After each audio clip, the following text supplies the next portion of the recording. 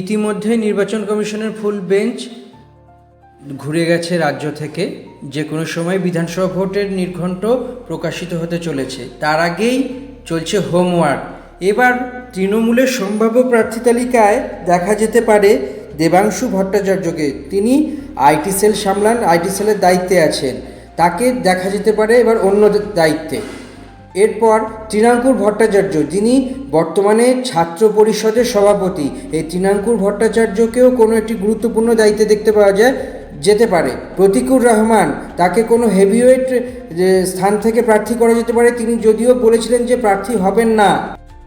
প্রতীকুর যেদিন তৃণমূলে জয়েন করেছিলেন ঠিক সেই দিনই অভিষেক বন্দ্যোপাধ্যায় জানিয়েছিলেন যে প্রতীকুর তাকে বলেছে যে কোনো রকমের ভোটে দাঁড়াবার তার তিনি দলটি করতে এসেছেন। কিন্তু তৃণমূলের ধর্ণা মঞ্চে, এসআইয়ের বিরুদ্ধে ধর্ণা মঞ্চে বক্তৃতা শুনে তৃণমূল নেত্রী মমতা বন্দ্যোপাধ্যায় অত্যন্ত খুশি হয়েছিলেন এবং প্রশংসাও করেছিলেন। সম্ভবত যদি প্রতীকুর রহমান এবার রাজি হন, সেক্ষেত্রে কোনো এক হেভিওয়েট আসনের দায়িত্ব তাকে দেওয়া হতে পারে বলেই খবর। এরপর আসা যাক পার্নো মিত্র। তিনি বিজেপি থেকে তৃণমূলে জয়েন করেছেন। গতবার বরানগর আসন থেকে পরাজিত হন, সেই সময় তাপস রায়ের কাছে তিনি পরাজিত হয়েছিলেন। বর্তমানে পার্নো মিত্র তৃণমূলে। স্বপ্না বর্মন কিছুদিন আগেই জয়েন করেছেন তৃণমূলে। উত্তরবঙ্গের কোনো আসন থেকে তাকে দাঁড় করানো হতে পারে বলেই খবর। ইমন চক্রবর্তীকে মুখ্যমন্ত্রী মমতা বন্দ্যোপাধ্যায় যে কোনো একটি আসনের দায়িত্ব দিতে পারেন, অন্তত সূত্রের খবর এমনই। বিষ্ণুপ্রসাদ শর্মা, তিনি বিজেপির বিধায়ক ছিলেন, তৃণমূলে জয়েন করেছেন। সম্ভবত উত্তরবঙ্গের কোনো আসন থেকে তার দাঁড়ানো হতে পারে।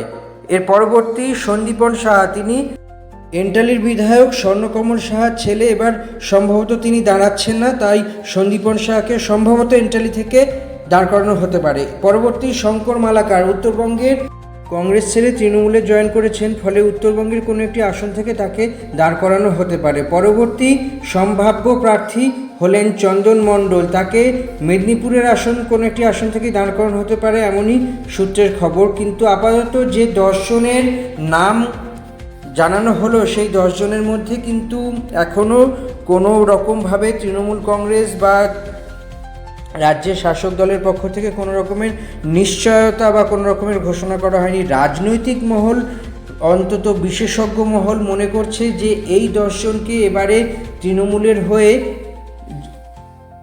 কোনো আসনে লড়তে দেখা যেতে পারে এবং সেই সম্ভাবনা বা সেই ঘটনাই প্রবল হতে শুরু করেছে। যদিও আপাতত এটি জল্পনা স্তরেই আছে, মানে তৃণমূল, মমতা বন্দ্যোপাধ্যায়, অভিষেক বন্দ্যোপাধ্যায়ের পক্ষ থেকে এরকম কোনো রকমের ঘোষণা বা এরকমের কোনো নিশ্চয়তা পাওয়া যায়নি, বা পার্টির পক্ষ থেকে, দলের পক্ষ থেকেও এরকম কোনো সম্ভাবনার কথা জানা যায়নি। সব মিলিয়ে বলা যেতে পারে বিধানসভা ভোট আর কিছুদিনের মধ্যেই। এই বিষয়ে কোনো কোনো রকমের দ্বিতীয় কোনো কথাই নেই।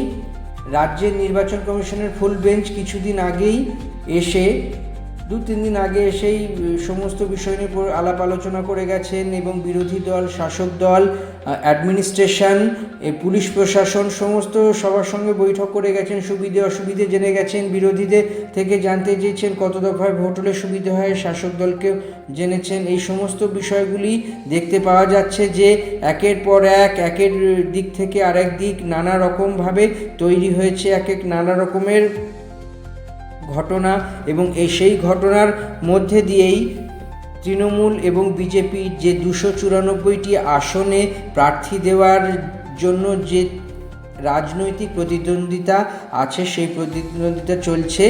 আশা করা যাচ্ছে আগামী কয়েকদিনের মধ্যেই বিধানসভা ভোটে নির্ঘণ্ট প্রকাশ করে দেবে নির্বাচন কমিশন, কারণ নির্বাচন কমিশনের ফুল বেঞ্চ ইতিমধ্যেই দিল্লিতে ফিরে গিয়েছেন। জ্ঞানেশ কুমার তার টিম নিয়ে আপাতত আলাপ আলোচনা হচ্ছে এবং কিভাবে বিধানসভা ভোটটা করানো যায়, সুষ্ঠুভাবে করানো যায়, অন্তত সেই বিষয় নিয়েই কথাবার্তা চলছে। এবং বিধানসভা ভোটের আগে যেই বিষয়গুলো খতিয়ে দেখার প্যারামিটার আছে, অ্যাডমিনিস্ট্রেটিভ স্ট্রেংথ আছে এবং প্রশাসনিক রদবদল আছে, এই সমস্ত বিষয়গুলির মধ্যে কোনগুলি প্রযোজ্য করা যায় বা কোনগুলি করতে হবে বা কোনগুলি করার মতো জায়গা আছে, সব কিছুগুলোই দেখতে হবে। এবং একই সঙ্গে ভাবতে হবে যে কি ঘটনার প্রেক্ষিতে কি হতে চলেছে। সব মিলিয়ে বলা যেতে পারে বিধানসভা ভোটের প্রাক্কালে তৃণমূল কংগ্রেসের পক্ষ থেকে যে 10 জন প্রার্থী প্রথমবার যারা বিধানসভা ভোটে প্রতিদ্বন্দ্বিতা করবে এইরকম বলেই মনে করা হচ্ছে, একটি জল্পনা স্তরেই সূত্রের খবর পাওয়া গিয়েছে।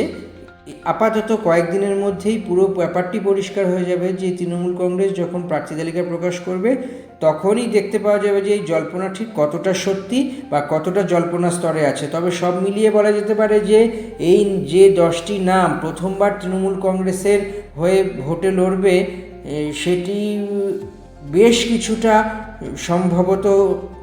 সম্ভাবনাময় এবং বেশ কিছুটা হতে পারে বলেই খবর। আপাতত এইটুকুই। পরের ভিডিওর জন্য চোখ রাখুন এই ব্লগে।